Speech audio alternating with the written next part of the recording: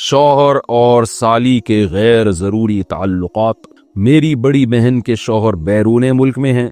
तकरीबन 3-4 साल हो गए हैं। इनका कोई भी काम होता है तो मेरे शौहर से करवाती है, यानी मेरी बड़ी बहन के शौहर, यानी इनकी बहन इनके शौहर से जो भी काम हो गर्भदारी का वो करवाती है। कभी खुद भी इनके साथ चली जाती हैं। पहले मैंने कुछ नहीं कहा, लेकिन बाद में मुझे खटका हुआ तो मैंने इससे मना कर दिया, लेकिन इसके बावजूद ये सिलसिला जारी रहा।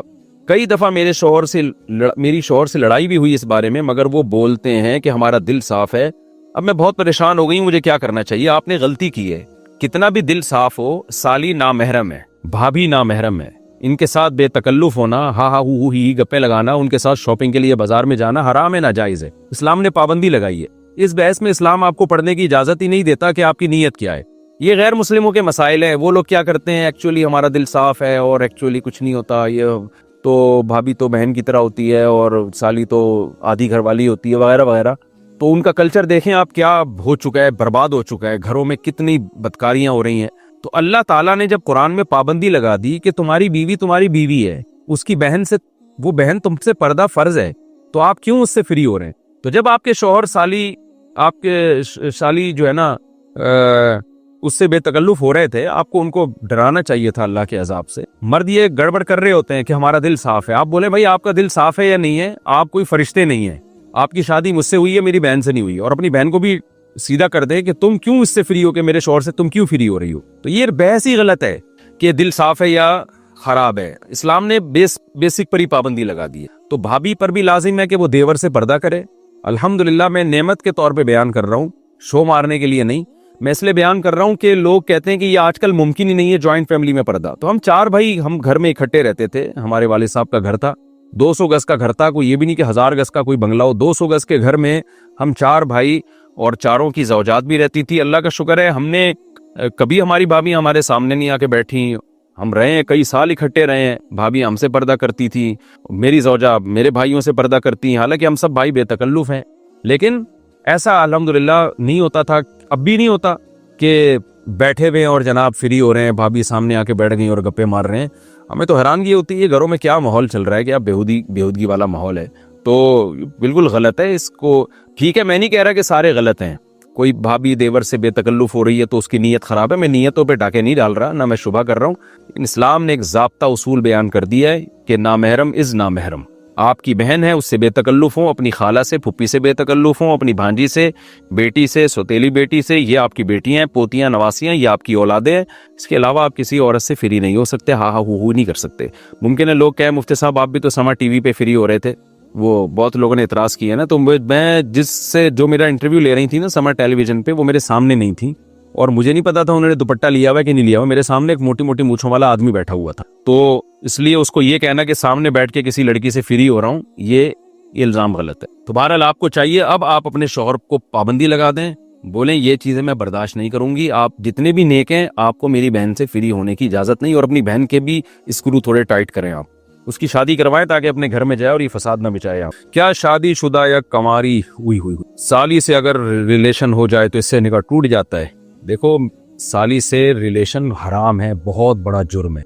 वजह उसकी ये कि उससे निकाह जब हराम अल्लाह ने कर दिया तो ज़िना तो और ज्यादा हराम है उससे। तो लेकिन उससे निकाह नहीं टूटता। अगर कोई खुदा न खास्ता साली से किसी का रिलेशन हो जाए तो बीवी से निकाह खराब नहीं होता। बीवी से निकाह जब खराब होता है जब बीवी की माँ से या बीवी की पहले शौहर से कोई बेटी थी, उससे अगर अल्लाह ना करे कोई रिलेशन हो जाए, या बीवी का रिलेशन हो जाए शौहर के बाप से, या शौहर का कोई पहली बीवी से बेटा है उससे, तो फिर मियाँ बीवी का रिलेशन खराब हो जाता है। लेकिन आजकल ये बेपर्दगी की वजह से ये अजाब हो रहा है। साली पर लाजिम है कि वो अपने बहनोई से पर्दा करे। वो बात आपसे कर रहा हूँ, ये भी हमारे मजहब का हिस्सा है।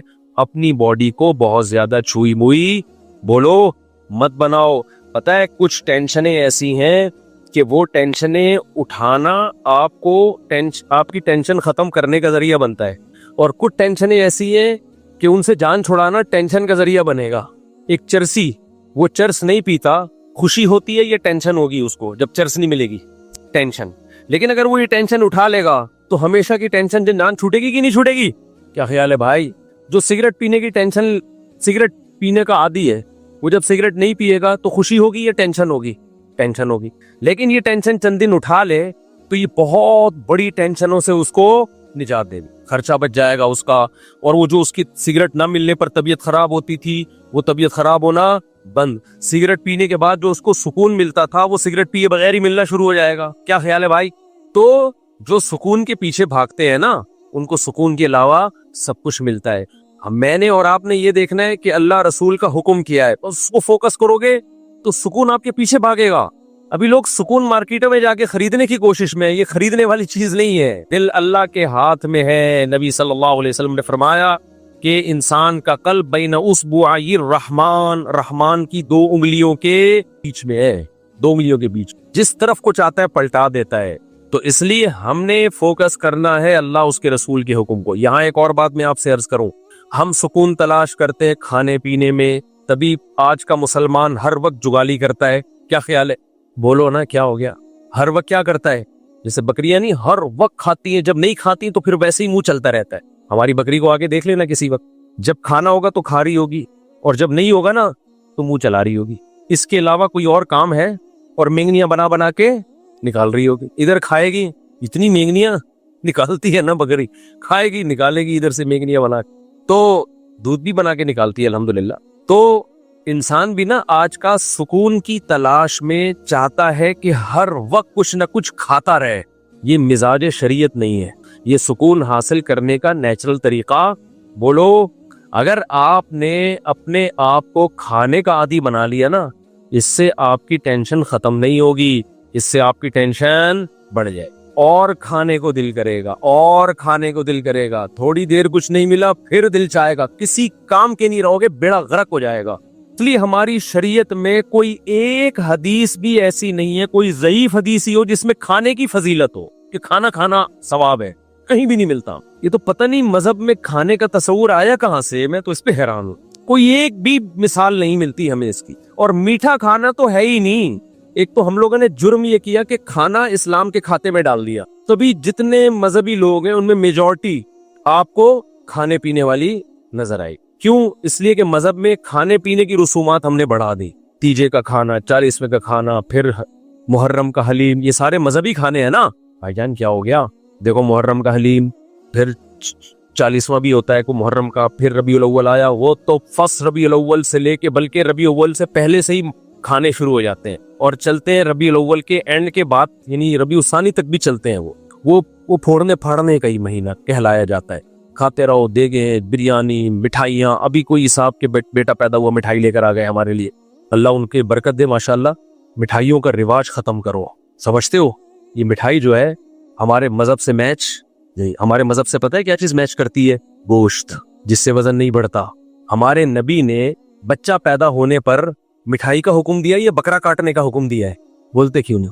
گوشت. تو ہمارے نبی تو ہمیں گوشت خور بنانا چاہتے ہیں جس سے وزن بڑھتا نہیں ہے، اور ہم کیا کرتے ہیں؟ ہر خوشی پہ کیا کر رہے ہوتے ہیں؟ مٹھائی.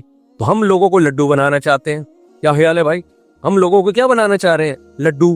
3 میٹھے ہیں جو شریعت میں جس کی فضیلت ہے کہ انجیر ہے، جس کا اللہ نے قرآن میں بڑا زبردست ذکر کیا. انجیر میں جس ٹائپ کا گلوکوز ہوتا ہے وہ ایک الگ ٹائپ کا ہے جو ڈاکٹر کی اس کو الگ نام دیتے ہیں. دوسرا ہے شہد، اس میں بھی ڈیفرنٹ ٹائپ کا گلوکوز ہوتا ہے.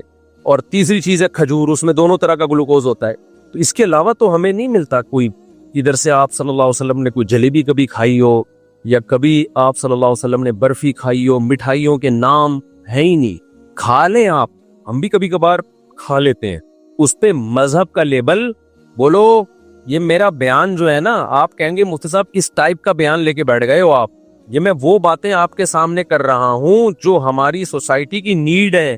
دیکھو اسلام کی خوراکوں پہ اگر غور کرو گے نا تو پتہ چلے گا کہ اسلام آپ کو ایکٹیو بنانا چاہتا ہے، اسلام آپ کو سست نہیں بنانا چاہتا. ہمارے جو دیندار حضرات ہیں یا مسلم قوم ہے، ان کی خوراکیں ایسی ہیں کہ یہ کمبخت چست ہو ہی نہیں سکتے. تو جو چست نہیں ہو سکتا وہ مذہب پہ کیسے عمل کر سکتا ہے؟ نہیں آ رہی میرا خیال ہے بات.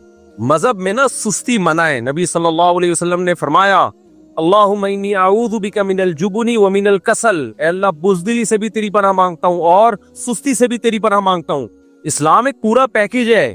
اگر سستی سے نبی نے پناہ مانگی ہے، سستی کو کی حوصلہ شکنی کی ہے، تو یہ ہو سکتا تھا اسلام آپ کو خوراکیں وہ کھلائے جو آپ کو کولیسٹرول کا ڈبہ بنا دیں، سست بنا دیں، اور پھر چستی کی ترغیبیں دے.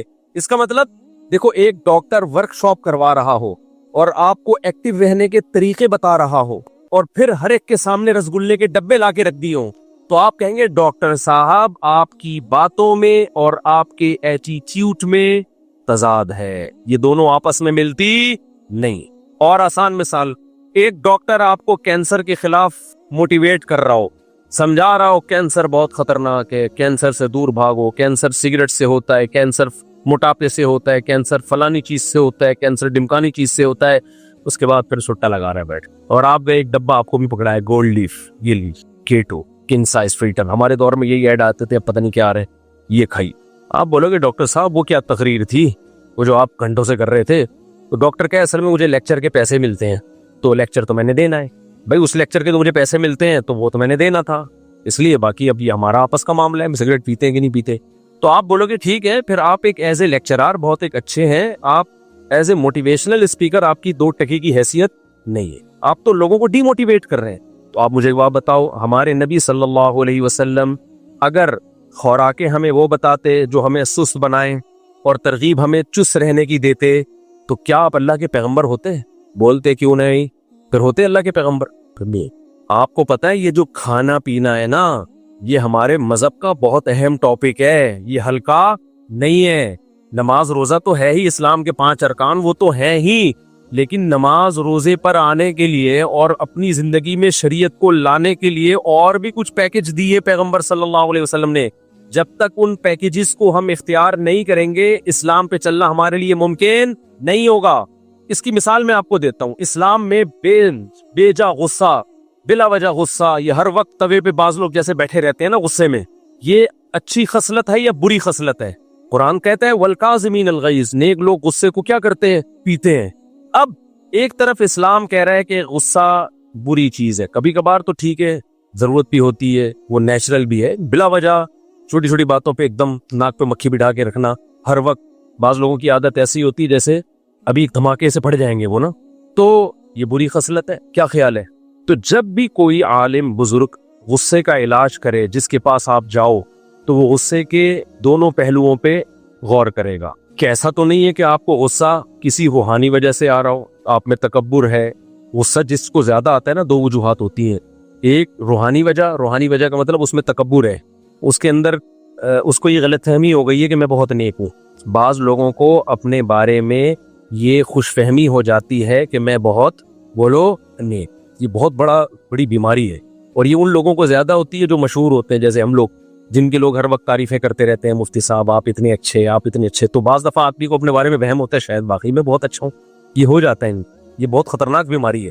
اس کا نقصان یہ ہوتا ہے کہ پھر اگر کوئی آپ سے غلطی ہوتی ہے نا اور کوئی کہتا ہے آپ سے یہ غلطی ہوئی تو آدمی کی کھوپڑی گھومتی ہے، وہ کہتا ہے میں کیسے، مجھے تو اتنے لوگ میرے ہاتھ چومتے ہیں، وہ بھی مجھے اچھا کہہ رہا تھا، وہ بھی اچھا کہہ رہا تھا، وہ بھی اچھا، تو یہ میں کیسے بھائی، دل چاہ رہا تیرے رکھ کے میں تھپڑ لگاؤں۔ بھائی جتنا بھی اچھا ہو جائے، یہ کسی کتاب میں لکھا ہوا ہے کہ اب آپ سے کوئی غلطی نہیں ہو سکتی، یہ کسی کتاب میں لکھا ہوا ہے، لکھا ہوا بھی ہوتا تو وہ کتاب میں غلط لکھا ہوا ہے، اس کا مطلب ہے، ٹھیک ہے نا؟ تو یہ جن لوگوں کو ایسے غصہ آتا ہے نا، یہ روحانی مسئلہ ہے ان کے ساتھ، ان کو اپنے بارے میں بل الانسان علی نفسہ بصیرہ، قرآن کہتا ہے انسان اپنے بارے میں باخبر ہوتا ہے، اس کو پتا ہوتا ہے میں کتنے پانی میں ہوں، لیکن وہ اپنے بارے میں اپنی رپورٹ کے بجائے دوسروں کی رپورٹوں پہ اعتماد کر، لوگ کہہ رہے ہیں بھائی بہت اچھا، تو وہ اپنے بارے میں خوش فہمی میں، یہ بہت مسئلہ مذہبی اسکالرز کے ساتھ بھی ہوتا ہے، اور جو بھی اس طرح کے ذرا مشہور لوگ ہوتے ہیں نا، ان کے بگڑنے کے چانس زیادہ ہوتے ہیں، وہ وہم ہو جاتا ہے کہ میں بہت، ایک صاحب تھے انہیں کوئی بوڑھا بھی ذرا سی نصیحت کرتا نا تو وہ بہت غضبناک ہوتے، یہ بھی نہیں دیکھتے کہ یار بوڑھے کا تو تھوڑا سا یہ عمر میں آپ سے زیادہ ہے، ٹھیک ہے علم میں نہیں ہوگا لیکن عمر کا بھی تو کوئی خیال ہوتا ہے نا۔ ایک نوجوان عالم کو جب کوئی بوڑھا تنبیہ کر رہا ہو تو اس عالم کو اپنے علم کو ایک طرف رکھ لینا چاہیے، اس بوڑھے کے بڑھاپے کا خیال کر لینا چاہیے کہ یار بڑے بزرگ ہیں، چھوڑو ڈانٹ کھا لو تھوڑی دیر کے لیے۔ تو وہ جو ان عالم کو نا بہت زیادہ غصہ آتا تھا، کوئی بھی نصیحت کرے بہت زیادہ غصہ آتا تھا، تو میں بڑا پریشان تھا کہ یار ان مولانا کو ہو کیا گیا ہے، کوئی ذرا سی بات کرتا ہے ایک دم ایسے، اور بات بھی صحیح کر رہا ہوتا ہے وہ۔ تو کسی نے بڑا اچھا تبصرہ کیا، انہوں نے کہا اصل میں ان مولوی صاحب کو اپنے بارے میں یہ وہم ہو گیا ہے کہ میں بہت، بعض دفعہ ہو جاتا ہے انسان ہے، تو یہ وہم دور کرنے کی ضرورت ہے کہ حضرت آپ کو بہت زیادہ نیک نہیں ہے، ایسے ہی ہے جیسے سب لوگ ہوتے۔ اب اس کا مطلب یہ نہیں کہ آپ علماء کو جا جا کے بتانا شروع کر دیں حضرت آج ہمیں پتہ چلا آپ اتنے ہیں نہیں. تو آپ کا کام علماء سے عقیدت محبت ہی ہے, سمجھ رہے ہو. ہاں کوئی واضح غلطی نظر آئے 2 اور 2 4 کی طرح تو اس پہ ایک دفعہ تنبیہ کر دی جائے, لیکن خود عالم کی تو ذمہ داری ہے نا وہ اپنے بارے میں غور کرے, حد سے زیادہ خوش فہمی میں مبتلا نہ ہو. تو غصہ ختم کرنے کا ایک روحانی بھئی یہ وجہ ہے. تو جو بزرگ ہوں گے, سچی مچی کے بزرگ ہوں گے, وہ آپ کے اس ٹیکنیکل فالٹ کو دور کریں گے, آپ کے اندر سے خود پسندی کو ختم کریں گے. بھئی نارمل رہو, جیسے سارے ہیں نا ایسے ہی بن کے رہو. دوسرا, غصے کا بعض دفعہ سبب کوئی روحانی سبب نہیں ہوتا, جسمانی سبب ہوتا. آپ بلڈ پریشر کے مریض ہیں تو ظاہر ہے آپ کو بات بات پہ بولو غصہ آئے گا. تو جو اللہ والے بزرگ ہوں گے وہ آپ کے غصے کے علاج کے لیے یہ بھی کہیں گے کہ بھئی ڈاکٹر کو بھی دکھاؤ, کوئی جسمانی بیماری تو نہیں ہے کہ ہر تھوڑی دیر کے بعد آپ کی رگ پھڑکنا شروع کر دیتی ہے, بیٹھے بیٹھے ایسا لگتا ہے جیسے کسی نے نیچے سے چولہا جلا دیا ہو. کیا خیال ہے بھئی؟ بعض لوگ ہوتے ہیں بیٹھے بیٹھے نا ایسا لگتا ہے کوئی چولہا جلا کے چلا گیا ہے, آرام سے بیٹھے ہوئے تھے ایک دم پتہ نہیں کیوں پھٹکنا شروع ہو گئے. ہوتا ہے کہ نہیں ہوتا؟ تو وہ کیا ہے بھائی, یا تو بلڈ پریشر کی بیماری ہے, یا اعصابی کمزوری ہے, پٹھے کمزور ہو گئے ہیں, اعصاب مسل کمزور ہو گئے ہیں, برداشت ختم. بڑھاپے میں غصہ زیادہ آتا ہے, تبھی تو اللہ نے بوڑھے والدین کے بارے میں کہا کہ اگر وہ جھڑکے تو آگے سے اف مت کرو, کیونکہ بوڑھے ہو گئے ہیں, اب ان میں برداشت ختم ہو گئی ہے. تو غصے کا آپ کی صحت سے بہت گہرا تعلق ہے. تو اب مجھے ایک بات بتاؤ, جو یہ چاہتا ہے کہ میں جنت میں جاؤں اور بلا وجہ غصہ نہ کروں, تو شریعت کے اس حکم پہ چلنے کے لیے اس کو اپنا روحانی علاج بھی کرانا پڑے گا. روحانی سے وہ ٹوپی ڈراموں والا عامل ہوگا نہیں, ان کو تو خود علاج کی ضرورت ہے. تو اب مجھے ایک بات بتاؤ, جو جہنم سے بچنا چاہتا ہے اس کو اپنے غصے پہ کنٹرول کرنا پڑے گا کہ نہیں پڑے گا؟ تو کیا اس کے لیے صرف روحانی علاج, یہ روحانی سے مراد تکبر ختم کر دے, دنیا کی محبت ختم کر دے, صرف یہ کافی ہوگا؟ یہ جسمانی علاج کی بھی ضرورت ہے کہ نہیں ہے؟ یقیناً ہے, جسمانی علاج کی بھی ضرورت ہے. تبھی تو ہمارے نبی صلی اللہ علیہ وسلم نے عبادت میں اعتدال کا حکم دیا. فرمایا تمہاری جان کا بھی تم پر حق ہے. بعض صحابہ پوری رات نماز پڑھتے تھے تو نبی نے ان کو منع کیا. وجہ اس کی کیا ہے بھائی؟ آپ کی صحت خراب ہوگی تو آپ کا گھر والوں کے ساتھ ایٹیٹیوڈ خراب ہوگا, آپ ڈپریشن میں کوئی الٹا کام کرو گے جا کے. فوجیوں میں دیکھو نا, رات کو ٹائم پہ سلایا جاتا ہے, وہ سلانا بھی گورنمنٹ کی طرف سے پابندی ہے. سوئے گا تو ان کو پتا ہے نہیں سوئے گا صبح اٹھ کے کیا کرے گا. جو جنگ لڑنے والے ہوتے ہیں یا جہاں بھی سیکیورٹی کا مضبوط نظام ہوتا ہے نا, تو اس میں ملازمین کو سلانا بھی پابندی ہوتی ہے. سونا ہم جب مدرسے میں پڑھتے تھے نا تو ہم پہ یہ بھی پابندی تھی کہ آپ نے اتنے بجے لازمی سو جانا ہے. مجھے یاد ہے میرے استاذ بہت زیادہ اس بات پہ سختی کرتے تھے کہ دوپہر قیلولہ کیا ہے کہ نہیں کیا. ان کو پتا ہوتا ہے ان کمبختوں نے اگر دوپہر نہیں سوئے نا تو یہ پڑھیں گے نہیں, پھر یہ تھکے رہیں گے, پڑھائی میں دل نہیں لگے گا ان کا. تو یہ خوب سمجھ لیں, مذہب پہ چلنے کے لیے, اللہ کو راضی کرنے کے لیے جیسے روحانی بیماریوں کا علاج کرنا ضروری ہے, ایسے ہی جسمانی بیماری کا علاج بھی ضروری. اس کے بغیر آپ مذہب پہ نہیں چل سکتے. تو جیسے غصہ اسلام میں بری چیز ہے, خوش اخلاقی اچھی چیز ہے. نبی صلی اللہ علیہ وسلم نے فرمایا قیامت کے دن میرے سب سے قریب وہ ہوگا جس کے اخلاق سب سے اچھے ہوں گے. تو کیا مطلب سارے بلڈ پریشر کے مریض نبی کے ساتھ ہوں گے قیامت کے دن؟ بولو نا بھائی نہیں, بلڈ پریشر والوں کا وہ تو کہاں ہوں گے, وہ تو اچھے اخلاق ان کے بہت مشکل ہے نا. اسی طرح یاد رکھو, ہاں ایک اللہ کی طرف سے بیماری مسلط ہو گئی, اس پہ تو پھر صبر کا ثواب ملتا ہے. وہ تو اللہ کی, جیسے ایوب علیہ السلام ساری زندگی بیمار رہے ہیں, اس میں ایوب علیہ السلام کا قصور نہیں تھا, وہ بیماری کس کی طرف سے تھی؟ اللہ کی. اور علماء کہتے ہیں ایسی بیماری میں صبر کی توفیق بھی ملتی ہے, جس میں انسان کی اپنی حماقت نہ ہو, بلکہ یہ کس کی طرف سے ہو؟ اللہ کی طرف سے. ہماری بیماریاں ہماری اپنی حماقتوں سے ہیں, اللہ کی طرف سے نہیں ہیں, اپنی حماقتوں سے ہیں. تو اب میں یہ اتنی لمبی تمہید کے بعد آپ سے عرض کر رہا ہوں کہ اسی طرح جیسے اسلام میں غصہ حرام ہے, بد اخلاقی حرام ہے, اسی طرح اسلام میں سستی بھی کیا ہے؟ بولو حرام. سست آدمی نماز پڑھ سکتا ہے؟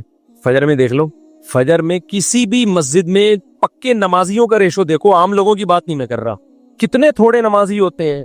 تو یہ کیا اس کی علامت ہے کہ اتنے جو تھوڑے نمازی ہیں یہ اس لیے ہے کہ قوم چست بہت ہے, ایکٹیو بہت ہے. نمازیوں سے نہیں اٹھا جاتا, نمازیوں سے فجر میں نہیں اٹھا جاتا. کیوں؟ سست ہے. اور بہت سارے کام ہمارے دیکھ لو, ایک کام نہیں ہے, صرف نماز پڑھ کیسے رہے ہوتے ہیں, ایسے پڑھ رہے ہوتے ہیں. ایک صاحب کو میں نے دیکھا نماز پڑھ رہے ہیں, ایک ٹانگ پہ پورا زور, پھر تھوڑی دیر میں یہ والی ٹانگ ہلکی دوسری. ابے تجھ سے سیدھا کھڑا نہیں ہوا جا رہا ہے یار, اللہ کے سامنے تم کھڑے ہو, اتنی سستی, یہ سستی ہے نا بھائی. سست آدمی کبھی سیدھا کھڑا ہو سکتا ہے؟ بولو, وہ ٹیڑھا میڑا ہی ہوگا. ہمارے شیخ حضرت مفتی رشید احمد صاحب رحمہ اللہ جب بیان کرتے تھے نا تو ٹیک لگا کے نہیں کرتے تھے, حالانکہ ان کی عمر 75-76 سال میں بھی ایسے کمر سیدھی رکھ کے بیٹھتے تھے یوں, اور کوئی ٹیڑھی کمر کے ساتھ بیٹھا ہوتا تھا یوں کر کے اس کو ڈانٹ کے سیدھا کر دیتے تھے. حضرت کو ہم نے نہیں دیکھا کبھی سیڑھیوں سے اترتے ہوئے سہارا لیا, سیڑھیوں کو چڑھتے ہوئے بھی ایسے ٹھک کر کے جاتے تھے. آج کیا ہے, پہلی منزل پہ جانا ہے لفٹ کے ذریعے جا رہا ہے. بھائی 2 سیڑھیاں چڑھ لے, یہ بہت ضروری ہے تیرے لیے, تھوڑے سے گھٹنے ایکٹیو رہیں گے نا. ابھی ایک کارپینٹر کو میں نے اپنے گارڈ کے ساتھ انڈا موڑ بھیجا. یہ انڈا موڑ یہ جہاں سے انہیں قریب ہی ہے, میرا خیال ہے 0.25 کلومیٹر ہے یہ. وہ کارپینٹر آدھے راستے میں بیٹھ گیا کہ تھوڑا ریسٹ کرنے دو. 0.25 کلومیٹر چلنے کے لیے کتنا ہے, 100 میٹر نہیں, 100 میٹر سے تھوڑا زیادہ ہے. چلے اس پہ ہم بعد میں ڈسکس کریں گے. وہ بیٹھ گیا بیچ میں, جوان آدمی. تو یہ قوم کی حالت ہے, تو یہ جہاد کرے گی, یہ جہاد کرے گی. تو سستی اسلام میں بری چیز ہے. چستی کیا ہے, میں بھی چستی پہ اتنے بیانات کر رہا ہوں, آپ یہ نہ سمجھے مفتی صاحب پتہ نہیں کتنے ایکٹیو ہوں گے, ہم بھی آپ جیسے ہی ہیں, لیکن بات تو وہی کریں نا جو ٹھیک ہو. کیا خیال ہے؟ تو اب مجھے ایک بات بتاؤ, جب ہمیں صحابہ میں کوئی سس نہیں ملتا, اور اتنی قربانیاں سس لوگوں کا کام ہے ہی نہیں جو قربانیاں صحابہ نے. خالد بن ولید نے روم اور فارس کے بخی ادھیڑ کے رکھ دیے تھے. ہمارے مجاہدین جو ماضی میں ہم لوگوں نے دنیا فتح کی ہیں, فرانس تک پہنچ چکی تھی ہماری فوجیں, اور ادھر فتح کرتے کرتے شام, اور ادھر ایسٹ کی طرف انڈونیشیا, ملیشیا, یہ ساری اسلامی سلطنتیں یہ تو بہت پہلے اسلام میں داخل ہو چکی ہیں. کابل تک مسلمان فوجیں حضرت عثمان کے دور میں آ چکی تھیں, وہاں صحابہ کی قبریں ملتی ہیں. ازبکستان, آذربائیجان, یہ سب حضرت عثمان کے دور میں فتح ہو چکا تھا. کہ سس لوگوں کا کام ہو سکتا ہے؟ اگر نبی صلی اللہ علیہ وسلم صحابہ کو ربیع الاول کے حلووں پہ ڈال کے چلے گئے ہو کہ تم محرم میں اتنا حلیم کھایا کرو, ربیع الاول میں اتنی دیگیں کھایا کرو, جب بچہ پیدا ہوا کرے تو مٹھائی کے اتنے ڈبے کھا لیا کرو, تو آپ مجھے بتاؤ روم اور فارس اور آذربائیجان, ازبکستان یہ فتح ہوتے؟ بولو نا. تو مذہب پہ چلنا ممکن ہی نہیں ہے سست آدمی کے لیے, سمجھ لو نا. اس سے فجر میں اٹھا جائے گا, اٹھ کے آئے گا تو ایسے لگے گا جیسے قبر سے کسی نے مردہ اکھاڑا ہوا ہے. آپ دیکھ لو نا, جو سست بچے ہوتے ہیں آپ ان کو اٹھاؤ تو صحیح, ایسے مرے ہوئے آ رہے ہوتے ہیں جیسے تجھے پھانسی کے پھندے کی طرف لے کے جا رہے ہیں, ہم پھانسی گھاٹ کی طرف لے کے جا رہے ہیں. پھر آگے بیٹھے گا تو وضو خانے میں بیٹھ جائے گا, وہیں جھومتا رہے گا بیٹھ کے. پھر وضو خانے سے اس کو اٹھاؤ گے, آگے کھڑا ہوگا, پھر عجیب اسٹائل سے کبھی ایک پاؤں پہ سہارا لے کے ادھر, کبھی ادھر, کبھی پھر ناک میں کھجا رہا ہے, کبھی کان میں انگلی گھما رہا ہے. نہ نماز میں خشوع و خضوع, نہ وضو تمیز سے ہوگا اس کا. عجیب. تو یہ کیا ہے بھائی؟ یہ کسی کام کا نہیں ہے, یہ امت پہ بوجھ ہے, یہ نمازیوں کو بدنام کر رہا ہے. بوڑھا امام ہوتا ہے نا, بوڑھا امام, وہ بیچارہ سمجھ میں آتا ہے کہ رکوع میں گیا دیر, اللہ اکبر کہہ دیا اور رکوع میں جانے میں دیر ہو گئی, سجدے میں جانے میں دیر ہو گئی, سجدے سے اٹھنے میں دیر ہو. بوڑھے ہوتے ہیں وہ تو مجبور ہیں بیچارے, بڑھاپے میں ہو جاتے. میں نے جوان امام دیکھے سردے میں جا رہے ہیں, اللہ اتنا لمبا, اللہ اکبر کے پبلک سردے میں پہلے پہنچ چکی ہے, امام صاحب ابھی راستے میں پہنچ. یار آپ تو 30-35 سال کے ابھی ینگ ہو, آپ اتنا لیٹ پہنچ رہے ہو, سردے میں اتنا لیٹ پہنچ رہے ہو. اور چلو شادیوں میں دولہا اپنی شادی میں لیٹ آتا ہے, میں تو نکاح پڑھاتا ہوں نا یہاں, دولہا لیٹ آدھا گھنٹہ 1 گھنٹہ. میں کہتا ہوں جس کمبخت کو اس کی شادی موٹیویٹ نہیں کر سکی ٹائم پہ پہنچنے کے لیے, وہ باقی کون سے کام ٹائم پہ کرے گا؟ یا تو بیزار ہے, تیری پسند کی شادی نہیں ہو رہی, یا تو سست ہے کہ پسند کا کام بھی اتنی سستی سے ہو رہا ہے. یہی وجہ ہو سکتی ہے نا بھائی تیری. کبھی چلو حادثہ بھی ہو جاتا ہے, ٹریفک جیم ہے, کوئی مسئلہ ہو گیا, لیکن نارملی بھی لوگ یہی کر رہے ہوتے ہیں. ہم بیٹھے ہوئے ہیں نکاح پڑھانے, ہم ٹائم پہ پہنچے ہوئے ہیں, حالانکہ میری نہیں ہو رہی شادی, پھر بھی میں ٹائم پہ پہنچا ہوا ہوں. اور اگلا کیا کر رہا ہے, جو دولہا ہے 1 گھنٹہ لیٹ, 1.5 گھنٹہ لیٹ. بس کر یار, تو نماز کیسے ٹائم پہ پڑھے گا جب تیری جو شادی جس میں اتنی دلچسپی ہے تجھے, وہ تو اتنی لیٹ کر رہا ہے, 1 گھنٹہ بعد پہنچ رہا ہے تو. تو یہ مقصد یہ قوم سست ہے یا نہیں ہے, مجھے یہ بتاؤ. یہ خدا کی قسم بہت بڑا عیب ہے ہمارے اندر, اس کو ہلکا مت سمجھو, بہت بڑا عیب ہے. نبی صلی اللہ علیہ وسلم کو سستی پسند نہیں ہے, اور آپ صلی اللہ علیہ وسلم کی صحیح بخاری کی حدیث ہے, آپ صلی اللہ علیہ وسلم نے فرمایا, ہم خطبوں میں یہ حدیث سنتے ہیں نا, خیر القرون قرنی ثم الذین یلونہم ثم الذین یلونہم، یہ بہت زیادہ ہم نے سنی ہے حدیثیں. آپ کو پتہ ہے پوری حدیث ہم نے نہیں سنی، ہم یہاں تک حدیث سنا کے بریک لگا دیتے ہیں. ہمیں پتہ ہے آگے ہم نے بیان کی تو ہو سکتا ہے میرے ہی خلاف جا رہی ہو وہ حدیث، کیونکہ میرے ابھی دفتر میں بھی مٹھائی کا ڈبہ رکھا ہوا ہے، نیت خراب ہو رہی تھی میری بھی. تو نبی صلی اللہ علیہ وسلم نے فرمایا سب سے بہترین امت میری یعنی صحابہ کی، پھر ان کے بعد والی بھی سب سے بہترین یعنی تابعین کی، پھر ان کے بعد والی بھی یعنی تبع تابعین کی. فرمایا اس کے بعد شر پھیلے گا، اور شر میں آپ نے دو چیزوں کو خصوصیت سے ہائی لائٹ کیا. فرمایا ایک جھوٹ پھیل جائے گا، نمبر دو موٹاپا پھیلے گا. سمجھ میں آ رہی ہے بات؟ موٹاپے سے مراد ہے سستی، کیونکہ موٹاپا قدرت کی طرف سے ہوتا ہے، وہ نیچرل ہے. بہت چست لوگ بھی ہم نے بھاری جسم والے دیکھے ہیں، بہت کم خوراک والے لوگ بھی ہم نے بھاری جسم والے دیکھے. یہ کل قدرت کی طرف سے. کسی کا پیٹ نکلا ہوا ہو تو اس سے بدگمان ہونے کی اجازت نہیں ہے. نیچرلی بھی لوگوں کا پیٹ ہوتا ہے، کسی بیماری کی وجہ سے نکل جاتا ہے. میں نے ایسے علماء دیکھے ہیں 24 گھنٹے میں ایک ٹائم کھاتے ہیں، وہ بہت ہلکا، لیکن پیٹ نکلا ہوا ہے ان کا، قدرت کی طرف سے. صحابہ میں بھی ایسے تھے، بعض بھاری جسم کے، بعض دبلے جسم کے. لیکن یہاں وہ موٹاپا مراد ہے. تمام محدثین ایک ہی بات لکھتے ہیں، اس سے نیچرل جو موٹاپا ہوتا ہے وہ مراد نہیں ہے. یہاں وہ موٹاپا مراد ہے جو کھانے کی وجہ سے ہوا. سمجھ میں نہیں آ رہی بات؟ اسی وجہ سے اس حدیث کی تشریح میں علماء نے لکھا ہے کہ نبی کی حدیث کا مطلب یہ ہوا کہ اس امت میں دو بیماریاں سب سے پہلے آئیں گی. ایک زیادہ کھانا، دوسرا کیا آئے گا بھائی؟ بات کریں گے تو جھوٹ بولیں گے. ہر آدمی کیا بول رہا ہے آج، کیا کر رہا ہے آج کل؟ جب بھی کوئی بات کر رہا ہوتا ہے پتہ ہی نہیں چلتا کہ سچ بول رہا ہے کہ جھوٹ بول رہا ہے. قسمیں اٹھا لے گا، پوری بات ہی نہیں کرے گا کبھی بھی. تو اور دوسرا کھانا، کھائے جا رہے. اور مجھے اللہ کی قسم اس پہ افسوس نہیں ہو رہا کہ زیادہ کیوں کھا رہے ہو. بھائی یہ تو ڈاکٹروں کا ٹاپک ہے نا کہ کم کھاؤ، میرا ٹاپک تھوڑی ہے. مجھے افسوس اس پر ہو رہا ہے کہ اس پہ مذہب کا لیبل کیوں لگا رہے ہو. یہ میرا ٹاپک ہے، یہ ڈاکٹروں کا ٹاپک نہیں ہے. مذہب کا لیبل مت لگاؤ. مذہب میں پھوڑنا پھاڑنا پسند بولو نہیں ہے. اور مٹھائیوں کو ختم کر دو مارکیٹ. ہمارے نبی صلی اللہ علیہ وسلم نے جو ہمیں کھانے پینے کی چیزیں بتائی ہیں خوشی کے موقع پہ، وہ گوشت بتایا ہے، مٹھائیاں نہیں بتائی ہیں. وہ کیا بتایا ہے؟ اسلام میں تہوار ہیں. عید الفطر پہ آپ صلی اللہ علیہ وسلم نماز عید سے پہلے کھجور کھایا کرتے تھے. نماز عید سے پہلے کیا کھاتے تھے؟ کھجور. اس میں بھی یہ حکمت تھی کہ یہ بتانا کہ آج ہمارا روزہ نہیں ہے. وہ بھی چند کھجوریں کھاتے تھے بس.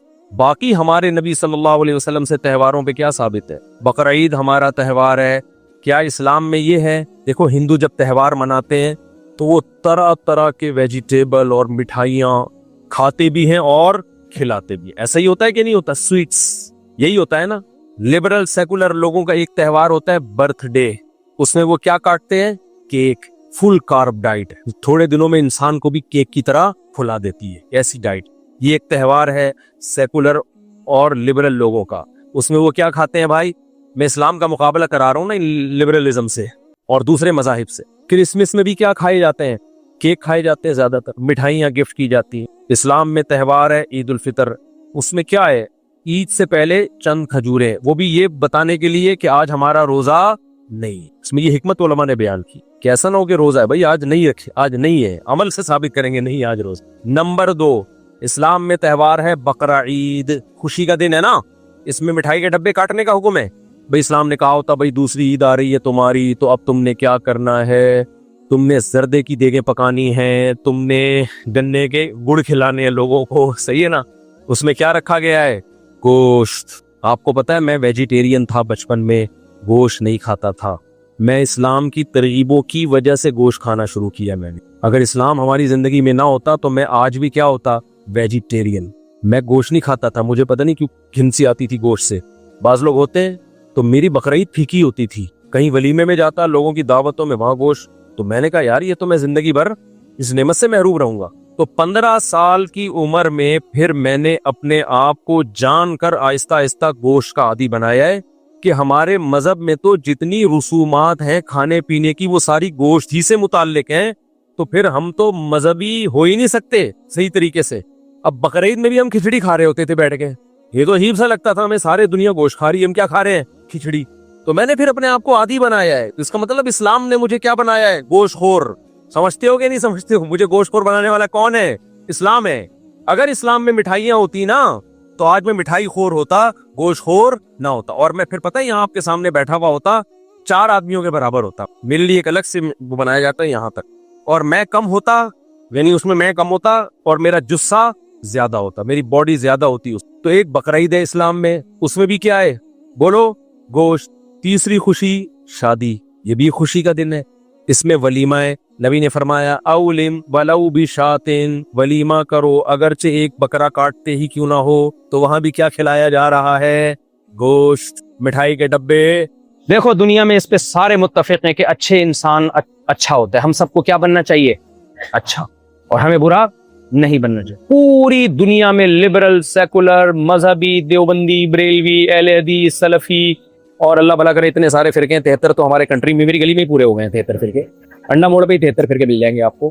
تو جتنے بھی ہیں سب اس پر متفق ہیں کہ بھائی اللہ نے ہمیں اچھا بننے کے لیے پیدا کیا ہو یا نہیں کیا ہو، لیکن بننا چاہیے سب، اور برائی کو دنیا سے ختم بولو کرنا چاہیے. اس پہ تو سارے متفق ہیں نا. تو دنیا میں کوئی ایسا شخص دیکھا جو کہتا ہو ہمیں دنیا ایکچولی ہمیں چاہیے برائی کو ہم دنیا میں پروموٹ کریں، اخلاقیات کو ختم کریں، اور برائی کو ہم کیا کریں؟ سوسائٹی میں پھیلائیں. ایسا کوئی دیکھا آپ نے دنیا میں؟ دیکھا ہے تو فوراً تھانے میں رپورٹ کرائیں. ایسا ہی ہوگا نا. بڑی گڑبڑ پتہ ہے کہاں سے شروع ہوتی ہے؟ قرآن نے بڑا خاندانی کام کیا ہے. قرآن نے ہمیں گائیڈ کیا کہ دیکھو اچھائی اور برائی کی ڈیفینیشن میں بڑا اختلاف ہوگا. یہاں بھی انسانی عقل تمہیں صحیح گائیڈ نہیں کرے گی، کیونکہ یہ عقل سے اوپر کی چیز. یہاں بھی تمہیں گائیڈنس کی ضرورت ہے خدا کی، کیونکہ خدا جب تمہیں بتائے گا اچھا کیا ہے برا کیا ہے، اس میں خدا کے مفاد نہیں ہوں گے.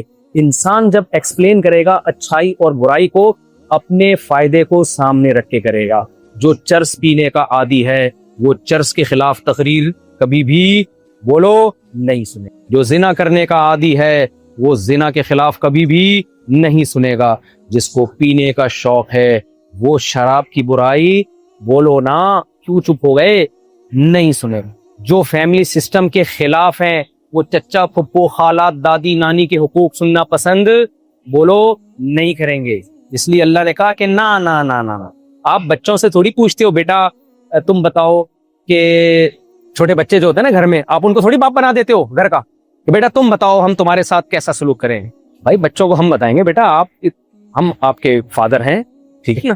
میں اکثر لوگوں کو بتاتا ہوں، میرے پاس کچھ لوگ آئے ہوئے ہوتے ہیں نا، باپ بیٹا آئے ہوئے ہوتے ہیں تو بڑے زیادہ لبرل ہو جاتے ہیں نا جو، تو باپ جو ہے بیٹے کے سامنے ایسے جھک جھک کے بات کر رہا ہوتا ہے، بڑی ڈر لگ رہا ہوتا ہے میرے بیٹے کے کو کوئی بات بولی نہ لگ جائے، اور بیٹا ایسے اچھل اچھل کے بات کر رہا ہوتا ہے. ایسے میرے پاس کیسز بہت آئے ہیں، ہر طرح کا طبقہ آتا ہے ملنے کے لیے. تو میں ان کو پتہ ہے کیا کہتا ہوں؟ میں کہتا ہوں اصل میں یہ الٹا ہو گیا معاملہ، یہ پہلے پیدا ہو گیا اور یہ بعد میں پیدا ہو. بعض دفعہ ہوتا ہے کوئی کروموسوم آگے پیچھے ہو جاتے ہیں، کروموسومل ڈیزیز ہوتی ہے نا، کروموسومل ڈیزیز کو کچھ ہو سکتا ہے الٹ پلٹ ہو گیا ہو. تو میں نے کہا ایکچولی باپ ان کو ہونا چاہیے تھا، بیٹا اس کو ہونا چاہیے تھا. تو اللہ تعالیٰ کہتے ہیں یہ میں تم پہ نہیں چھوڑوں گا کہ تم فیصلہ کرو اچھا کیا ہے برا کیا ہے. تم تو پروگرام کیا کر دو گے؟ برباد. اس لیے اللہ کہتے ہیں میں بتاؤں گا اچھا کیا ہے. اس کرائٹیریا پہ اترو گے تو مانوں گا کہ اچھے ہو، اس معیار پہ نہیں اترو گے تو ساری دنیا اچھا کہہ لے، میں تمہیں اچھا نہیں کہوں گا. اب وہ کرائٹیریا کیا ہے؟ وہ 4 شرطیں سورہ بنی اسرائیل میں اللہ نے بیان کی ہیں. وہ 4 شرطیں بیان کر کے میں بیان ختم کرتا ہوں، اور پھر ہم سوال جواب کا سیشن شروع کرتے ہیں. سینکڑوں سوالات اکٹھے ہو گئے ہیں آپ لوگوں کی طرف سے، لیکن ہم سینکڑوں کا جواب نہیں دے سکتے. عقل یہ کہتی ہے کیا ہے. ان میں بہت سارے سوال ایک جیسے ہیں تو وہ تو ہم نے ایک ہی لے لیا تاکہ سب کو جواب مل جائے گا. جو کامن سوال بہت زیادہ آئے ہیں وہ ان کا جواب میں دوں گا. تو میرے بھائی وہ 4 شرطیں اللہ نے بیان کی ہیں. نمبر 1، اللہ فرماتے ہیں سورہ بنی اسرائیل میں وَمَنْ أَرَادَ الْآخِرَةَ، کوئی بھی عمل جس کو تم اچھا سمجھتے ہو اس میں سب سے پہلا تمہاری نیت خدا کی رضا ہونی چاہیے.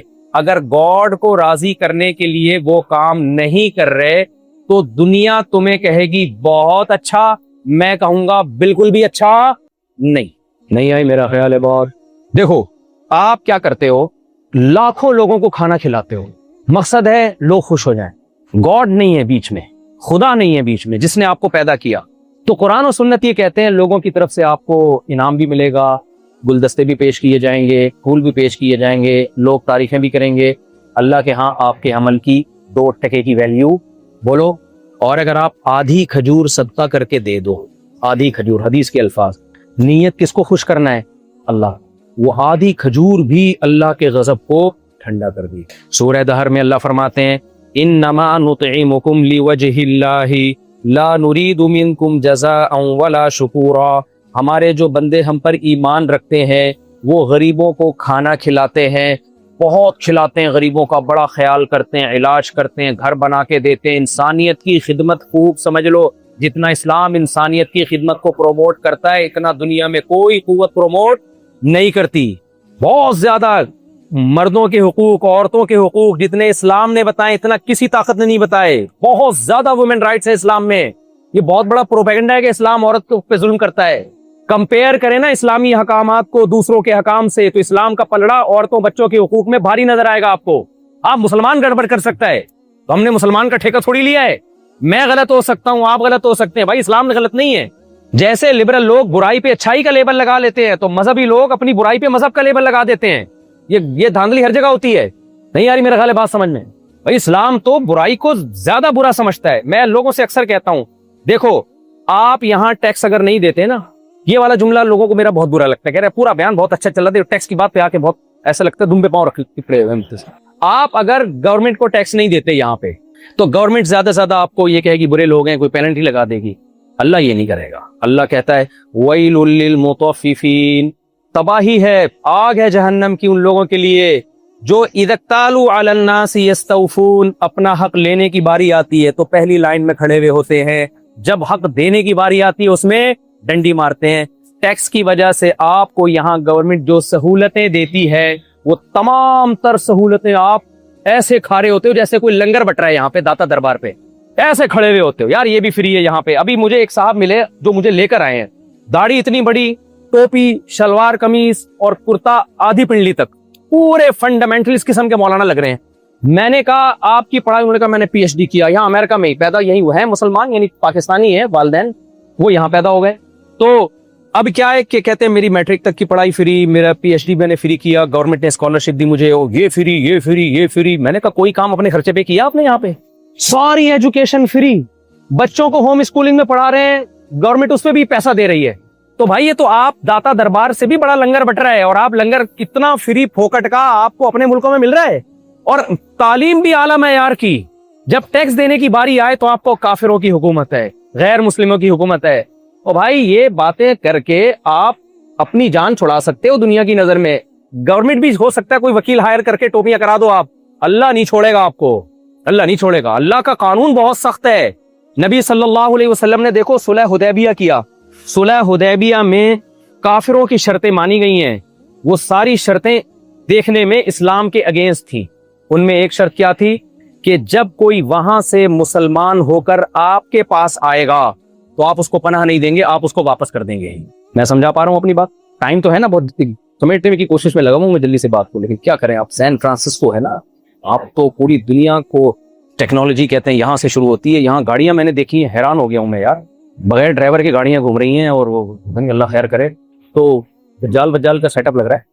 اچھا ہمارے یہاں یہ بھی بڑا مسئلہ ہے، ہر چیز کو دجال کے کھاتے میں ڈالا جا رہا ہے۔ بھائی کچھ چیزیں گراؤنڈ ریئلٹی ہیں، ترقی کر لی تو آپ ترقی کرو، ترقی ہو نہیں رہی تو یہ بھی دجال ہے، وہ بھی دجال ہے، فلانا بھی دجال ہے، ڈمکانا بھی دجال ہے۔ یہ بھی اپنی ایک احساس کمتری ہے جس کو دجال کے کھاتے میں دجال نہیں ہے۔ یہ ٹیکنالوجی ہے میرے بھائی، یہ کیا ہے؟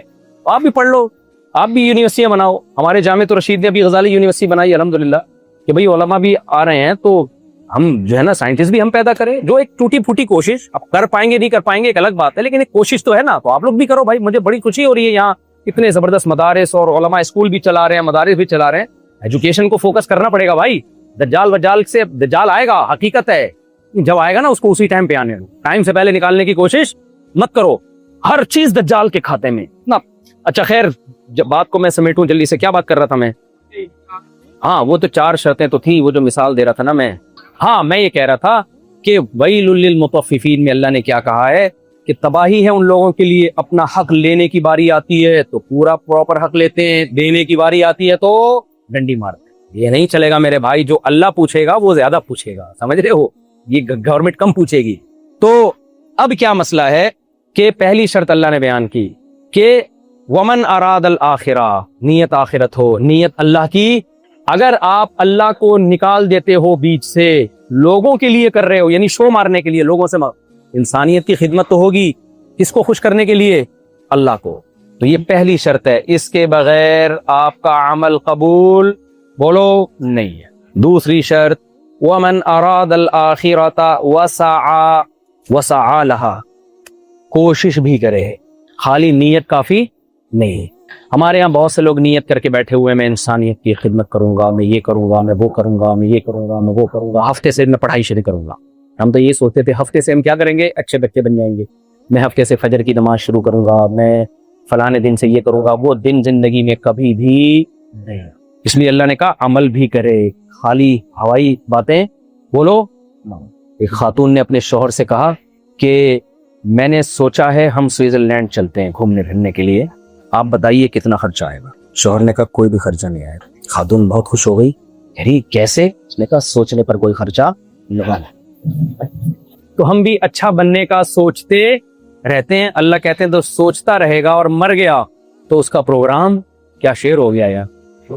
سوچنے سے نہیں ہوگا. سعی لہا سعیہا، کوشش بھی کرے، عمل کرے عمل. تیسری چیز وسعی لہا سعیہا، یہ بڑی خاندانی شرط ہے. اللہ کہتے ہیں کوشش بھی اخفل طریقے سے نہیں کرے، پشتوں میں کہتے ہیں اخفل طریقہ. وہ کام کرے جو میں نے جس کو اچھا کہا ہے. کچھ چیزیں ایسی ہیں دنیا کہے گی بہت اچھے، اللہ کہے گا بالکل بھی اچھا نہیں ہے. دنیا زنا کو پروموٹ کرتی ہے، ٹھیک ہے بھئی، سیکولر لبرل لوگوں کا اپنا مذہب ہے. اسلام زنا کو پروموٹ نہیں کرتا. اسلام کہتے ہیں اس سے فیملی سسٹم تباہ ہوتا ہے. اللہ فرماتے ہیں خلق من الماء بشرا فجعلہ نسبا وصہرا. اللہ کہتے ہیں میں نے غلیظ ناپاک پانی سے انسان کو بنایا، میں نے بڑا پروٹوکول دیا تمہیں. جب تم پیدا ہوتے ہو ددیال ننیال دو خاندان ملتے ہیں جو تمہاری پیدائش پہ خوشی مناتے ہیں. پھر جب جوانی کی دہلیز پہ قدم رکھتے ہو نسبا وصہرا، ایک سسرال والا خاندان تمہیں دے دیتا ہوں. ساس سسر ملتے ہیں، بردر ان لاز ملتے ہیں اور سسٹر ان لاز ملتی ہیں، اور پھر پورا خاندان جو بچہ پیدا ہوتا ہے تمہارا سسرال اس کا ننیال ہوتا ہے اور تم اس کے ددیال ہوتے ہو. یہ پورا پروٹوکول میں نے انسان کو دیا ہے. یہ گاڈ گفٹڈ پروٹوکول زنا کے نتیجے میں ختم نہیں آئی. میرا خیال ہے بات، جب زنا کسی سوسائٹی میں آئے گا تو خاندانی نظام، چچا ماموں خالہ پھپھو بھتیجے بھانجے سب مارکیٹ سے کیا ہو جائیں گے. مجھے بتاؤ میرے بھائی، گدھے کا کوئی ماموں ہوتا ہے؟ آپ اپنے گدھے کا، یہ میرا ڈنکی ہے، یہ اس کی سسٹر ہے، یہ اس کی brother in law, sister in law, and یہ مدر ان لا، گرینڈ فادر. وجہ کیا ہے؟ فزیکل ریلیشن ہے. نکاح میرج بولو نہیں. تو اب اللہ کو پتا تھا کہ یہ لوگ، ان کو پتا ہے بیوی بنانے میں 20 قسم کے بکھیڑے ہیں، لطیفے بنیں گے ان کے اوپر. گھر سے باہر نکلیں گے میسج آئے گا انڈے لیتے ہوئے آئیے گا واپسی کرے. ہم تو پاکستان میں یہی بھگتتے ہیں. یہاں کا سسٹم مجھے نہیں پتا کیا چل رہا ہے، کیوں رہ گئے اتنی دور، کہاں بیٹھے ہوئے ہو، یہ کیا لگتی ہے. ابھی وہ میں نے نہیں، وہ جنگل میں ہارس رائڈنگ کرتے ہوئے خاتون آئی نا گوری، اس نے مجھے بولا کہ پتہ نہیں ہاں ہو کر دو. میں نے ہاں ہو کیا، میرے گھر سے خطرناک میسج آئے ہیں، یہ کون ہے، ہو از دس، ہل گیا مذاق میں. تو ٹینشن سمجھا جاتا ہے بیوی کو. بھائی خواہش، انسان کی خواہش کیا کہتی ہے؟ او بھائی اس ٹینشن سے اپنے آپ کو بچاؤ.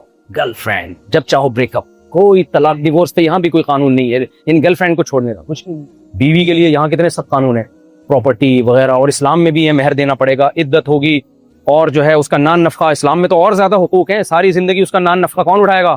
بیوی کا آپ اٹھاؤ گے نان نفقہ. اس کے بچوں کا سارا خرچہ کس پر ہے؟ وعلی المولود لہ. اللہ کہتے ہیں ماں پہ بچے کا خرچہ ہے ہی نہیں، چاہے کماتی بھی ہو. سارا خرچہ کس پہ ہے؟ یہاں تو گورنمنٹ کہتی ہے اگر دونوں کما رہے ہیں تو آدھا آدھا دونوں پہ ہوگا. اسلام کہتے ہیں پورا باپ پہ ہے. سارا خرچہ اسلام نے کس پہ ڈال دیا؟ باپ پہ ڈال دیا. تو رائٹس زیادہ دے دی عورت کو. اس لیے خواہش نفس کہتی ہے جان چھڑاؤ، فزیکل ریلیشن قائم کرو، گرل فرینڈ بناؤ. اسلام کہتے ہیں نا آپ کو یہ کام نہیں، ناٹ الاؤڈ فار یو، یہ نہیں ہو سکتا. آپ کہو گے پھر آپ کی خواہش آپ کو کہے گی اس میں کیا کرا. جب وہ بھی راضی میں بھی راضی، اللہ کہیں گے یہ تمہارے عقل سے اوپر کی چیزیں ہیں، تم اس میں اپنی چادر سے آگے نکلنے کی کوشش. میں نے کہہ دیا لا تقربوا الزنا، زنا کرنا تو دور کی بات، زنا کے قریب پھٹکنے کی بھی آپ کو اجازت نہیں. عورت کہتی ہے میں پردہ نہیں کروں گی، کیوں؟ یہ اچھا عمل ہے، میں اچھی ہوں، میں پردہ نہیں کروں گی، میں اچھی ہوں. پردے میں یہ ہوتا ہے، ایکچولی یہ ہوتا ہے، فلانا ڈمکانا، بہت سارے دلائل ہیں بے پردہ خواتین کے پاس. ایکچولی کر کے سوسائٹی کی ایسی کی تیسی. اور ویمن رائٹس، ویمن رائٹس کے نام پہ بھائی ہم پردہ نہیں کریں گے, ہم آزاد ہیں, ہم پردہ نہیں کریں گے. آزادی کی وجہ سے بیڑا کیا غرق ہوا, فیملی سسٹم تباہ ہوا. کیونکہ جب آپ کے گھر میں آپ کی بیگم ہے, آفس میں رنگ برنگی عورتیں آپ سے فری ہو رہی ہیں اور ڈیٹیں بھی مار رہی ہیں, لائنیں بھی مار رہی ہیں, بے پردگی بھی ہو رہی ہے, تو آپ کو اپنے گھر کی چیز اچھی نہیں لگے گی. آپ کہو گے کس عذاب میں پھنس گیا ہوں میں, صحیح ہے, کس مصیبت میں پھنس. خام خواہ میں نے شادی کر لی. ہندوؤں کے کمنٹس میرے بیان میں آئے ہوئے ہوتے ہیں جب میں شادی کی بات کرتا ہوں نا, ہندوؤں کے کمنٹس, کیا مصیبت ہے یار, گرل فرینڈ رکھو یار. ابھی تو کھل کے لوگوں نے بولنا شروع کر دیا ہے. اس میں نقصان کس کا ہو رہا ہے؟ عورت جب بے پردہ ہوگی, کپڑوں سے آزاد ہوگی, لیبل عورت کی آزادی کا لگے گا, نتیجہ مردوں کی عیاشی کی صورت میں ظاہر ہوگا. مزے مردوں کے ہوں گے. مرد چاہتا ہے عورت پردہ نہ کرے, مرد چاہتا ہے یار میں جب چاہوں دیکھوں اس کو. اسلام نے کہا مردوں کے مزے بند کرنے کے لیے عورت کو پردہ کرنا پڑے گا تاکہ مرد کے پاس اپنی وائف کے علاوہ کوئی آپشن نہ ہو. تو یہ عورت کے حقوق کے لیے. لیکن ہم کیا, جب ہم خواہشات پہ چلیں گے, ہم بے پردگی پہ لیبل کون سا لگا دیں گے؟ اچھا. تو یہ گڑبڑ انسان کرتا ہے. اس لیے اللہ یہاں پہ بیچ میں اللہ نے آ کے قانون سازی کی. فرمایا وسعی لہا سعیہا, وہ اچھا کام کرو جس کو میں کیا کہتا ہوں اچھا. اس میں تمہیں انٹرفیئر کی اجازت نہیں. میں بے پردگی کو اچھا نہیں کہتا, میں پردے کو اچھا کہتا. نہیں آ رہی میرا خیال ہے بات. تو اس لیے خواتین کا پردہ کرنے سے عورت کا فائدہ ہے. اگر خواتین سب پردہ کرنا شروع کر دیں, فائدہ کس کو ہوگا؟ مردوں کی عیاشی ختم ہو جائے گی. مرد امریکہ سے بھاگیں گے, بولیں گے سعودی عرب چلو بھائی, کیا رکھا ہے یہاں پہ, اور کیا مرتے ہیں آتے کے لیے, تو ڈنکی لگا لگا کے آتے ہیں. تو وسعی لہا سعیہا, تو قرآن نے جس کو, اللہ کہتا ہے میں بتاؤں گا اچھا کیا ہے برا کیا ہے. آپ معاہدے کی خلاف ورزی نہیں. میں آپ کو ابو جندل کا واقعہ سنا رہا تھا. دیکھو جب آپ مذہب کے پابند ہوتے ہو تو معاہدے کی پابندی آپ کرتے ہو, چاہے وہ غیر مسلم سے معاہدہ ہو, چاہے وہ آپ کے خلاف جا رہا ہو. خدا کی قسم اگر آپ مذہب پہ چلے تو یہاں کی گورنمنٹ کہے گی کہ یہاں کے مسلم سب سے اچھے امریکن ہیں ہمارے لیے. اگر آپ مذہب کو صحیح معنوں میں فوکس کرو. آپ یہ جو کہتے ہیں نا گورنمنٹ کو مسلمانوں سے خطرہ ہے, اگر آپ صحیح معنی میں مذہب کو فالو کرو گے تو گورنمنٹ کو خطرہ نہیں ہوگا. گورنمنٹ چاہے گی اسی سسٹم کو پروموٹ کیا جائے. گڑبڑ وہاں ہوتی ہے جب آپ برائی پہ لیبل کس کا لگاتے ہو؟ مذہب کا. ہمارے ایک رشتہ دار جہاز پہ تھے, وہ کہتے ہیں ایک بندہ امریکہ جا رہا تھا اسمگلنگ شپ پہ, نا کچھ اسمگلنگ کر کے, مسلمان تھا, پتہ نہیں نشہ اسمگلنگ چرس کر رہا تھا, کیا کر رہا تھا. کہہ رہے ہیں جب وہ سیکیورٹی کے لوگ آئے نا چیک کر رہے تو آیت الکرسی پڑھ کے نا چرس پہ پھونک رہا ہے, آیت الکرسی پڑھی. چرس سی پتہ نہیں کیا تھا, مجھے یاد نہیں. آیت الکرسی پڑھ رہے, وہ بچ گیا. وہ کیا کہے گا یار آیت الکرسی کی برکت ہے. ارے تو کیا کر رہے ہیں, کر رہے ہوتے لوگ انلیگل مال لے کر آ رہے ہیں اور آیت الکرسی پڑھ کے بزرگوں سے دعا کروا رہے ہیں. تو اب کیا ہے, وسعی لہا سعیہا, اللہ کہتے ہیں کوشش بھی وہ جس کو میں کہوں اچھا, یعنی آخرت والی کوشش, جس کو میں نے آخرت والی کوشش کہا ہے. اپنی طرف سے تمہیں فیصلہ کرنے کی اجازت نہیں ہے. اس کوشش میں کیا کیا چیزیں داخل ہیں بہت ہیں, میں جلدی بتا دوں. نمبر 1, دیکھو یہاں شراب لیگل ہے لیکن گورنمنٹ نے آپ کو فورس نہیں کیا کہ آپ شراب پئیں. اگر آپ نہیں پیتے تو گورنمنٹ کو اس سے کوئی تکلیف, بلکہ گورنمنٹ خوش ہوتی ہے, اسلام بھی خوش ہوتا ہے. تو چھوڑ دو شراب یار, کیا خیال ہے؟ نہیں پیتے مجھے پتا ہے آپ لوگ, یہاں پہ چھوڑ دو کا مطلب ہم پیتے ہیں کیا؟ نہیں, چھوڑے رکھو اس کو, مت قریب جاؤ اس کے شراب کے. اللہ کا عذاب زیادہ سخت ہے. جو معاہدے ہوں, ابو جندل رضی اللہ تعالیٰ عنہ کا معاہدہ میں بتا رہا تھا, ادھر سے حضرت ابو جندل آئے, معاہدہ ہوا ہے کہ جو مسلمان ہو کے آئے گا آپ اس کو ہمارے حوالے کریں گے. یہ معاہدہ ہوا. کیسا خاندانی مثال قائم کی محمد صلی اللہ علیہ وسلم. حضرت ابو جندل پر ظلم ہو رہا تھا, غیر مسلم اسٹیٹ میں مارا پیٹا جا رہا تھا, وہ جان چھڑا کے بھاگے زنجیروں میں. جب ادھر بارڈر پہ پہنچے ہیں نا مسلمانوں کے, مشرکین نے کہا آپ کا ہم سے معاہدہ ہوا, ان کو ہمارے حوالے کریں. ابھی اس معاہدے پہ دستخط نہیں ہوئے تھے, صرف زبانی معاہدہ ہوا تھا. لیکن نبی صلی اللہ علیہ وسلم نے اپنے عمل سے بتا دیا کہ مسلمان زبان کا پکا ہوتا ہے, ایگریمنٹ کر لے, سائن نہ بھی ہو, زبان کا پابند ہوتا ہے. آپ نے ابو جندل کو ان کے حوالے کر دیا, حالانکہ یقین تھا کہ ان کو قتل کر دیں گے. یقین نے بھی, وہ غالب گمان تو تھا ہی. حضرت ابو جندل نے کہا بھی یا رسول اللہ میں مسلمان ہو کے آ رہا ہوں, آپ مجھے تحفظ دینے کے بجائے آپ ان کے حوالے کر رہے ہیں. نبی نے خاموشی اختیار. یہ ہے ایگریمنٹ اور معاہدوں کی پابندی. اور آپ اور میں یہاں آ کے, میں سے مراد ہم جیسے لوگ, ہم کیا کرتے ہیں, معاہدے کے توڑنے کو کمال سمجھتے ہیں. میں نے جاپان میں دیکھا, جیپنیز ٹریفک کے قوانین کی پابندی کر رہے ہیں اور ہمارے دیسی لوگ لائن توڑ کے آگے بڑھے. میں نے ان سے کہا یار جب یہ سب لائن میں ہیں تو آپ بھی لائن میں کر رہے ہیں, یہ بیوقوف ہیں, ہم تھوڑی بیوقوف ہیں. یار اندازہ لگاؤ یار, کیا امیج جائے گا دنیا کے سامنے, ہے بھائی؟ اچھا امیج جائے گا. وہ کہیں گے یہ ہوتے ہیں مسلمان. ہمارے نبی نے جب نبوت کا دعویٰ کیا ہے نا، غار حرا کی عبادت پیش نہیں کی ہے، کیریکٹر پیش کیا ہے کہ بتاؤ میں صادق اور امین ہوں یا نہیں ہوں. صادق سچا، امین امانت دار، خیانت نہیں کرتا. ہم جھوٹے ہو گئے اور خیانت دار ہو گئے، یہ غلط ہے میرے بھائی. تو آخرت میں جواب دینا پڑے گا آپ کو اس کا. تو وسعى لها سعيها، اللہ کہتے ہیں کیونکہ ایگریمنٹ توڑنا اللہ کی نظر میں برا عمل ہے. کیسے وہ لیگل ہو سکتا ہے آپ کی اپنی غلط دلائل کی بیس پہ؟ وہ نہیں ہو سکتا لیگل. تو زنا نہیں کرنا میرے بھائی. کوشش کرو گے کہ نہیں کرو گے؟ دوسری بات یہ کہ آپ شراب کے قریب نہیں پھٹکنا. زنا کے قریب کا مطلب غیر محرم عورت سے دوستی نہیں لگانی. ہیلو ہائے سب سے کرو. یہاں پر ایسا ماحول نہیں ہے کہ کوئی خاتون آپ کو ہائے کہتی ہے آپ کا تو پڑھو یہاں سے. میں اس کی آپ کو مشورہ نہیں دے رہا، ہر جگہ کا کلچر الگ ہوتا ہے. یہاں آپ کو ہیلو بس سے آگے چلے جاؤ، ہیلو کر لو. یہاں ہیلو بھی نہیں جواب دیتے تو یہ بد اخلاقی سمجھا. ہر ایک کا کلچر ہوتا ہے نا الگ. میں پاناما میں جاگنگ کر رہا تھا، کوئی لڑکی کتا لے کے سامنے سے آ رہی تھی. اس نے کہا ہے، میں نے کہا ہے، چلا گیا. پھر میں نے دیکھا کوئی دیسی دیت تو نہیں رہا، میں ڈر گیا. کیونکہ میں اگر ہائی نہیں کرتا، اب ہمارا والا ہائے کچھ، وہاں کے ہائے کا مطلب کچھ اور ہوتا ہے.